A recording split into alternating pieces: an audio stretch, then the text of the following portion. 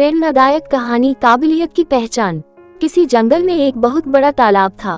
तालाब के पास एक बागीचा था जिसमें अनेक प्रकार के पेड़ पौधे लगे थे।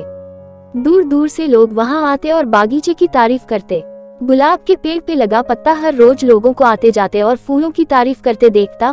उसे लगता कि हो सकता है एक दिन कोई उसकी भी तारीफ करे।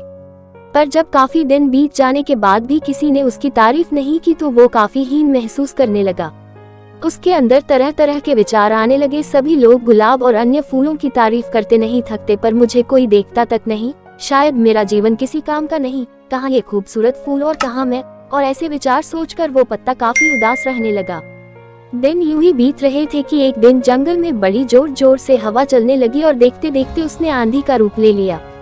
बागीचे के पेड़ पौधे तहस नहस होने लगे। देखते देखते सभी फूल जमीन पर गिरकर निढाल हो गए। पत्ता भी अपनी शाखा से अलग हो गया और उड़ते उड़ते तालाब में जा गिरा।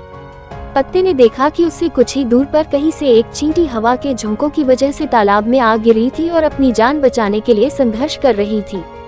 चींटी प्रयास करते करते काफी थक चुकी थी और उसे अपनी मृत्यु तय लग रही थी कि तभी पत्ते ने उसे आवाज दी, घबराओ नहीं, आओ मैं तुम्हारी मदद कर देता हूँ।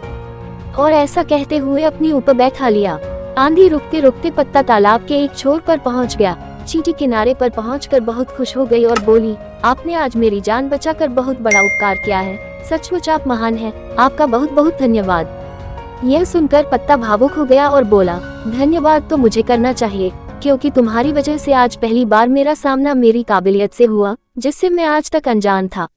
आज पहली बार मैंने अपने जीवन के मकसद और अपनी ताकत को पहचान पाया हूँ। मित्रों, ईश्वर ने हम सभी को अनोखी शक्तियां दी हैं। कई बार हम खुद अपनी काबिलियत से अनजान होते हैं और समय आने पर हमें इसका पता चलता है।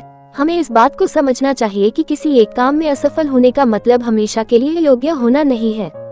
खुद की काबिलियत को पहचान कर आप वह काम कर सकते हैं जो आज तक किसी ने नहीं किया है।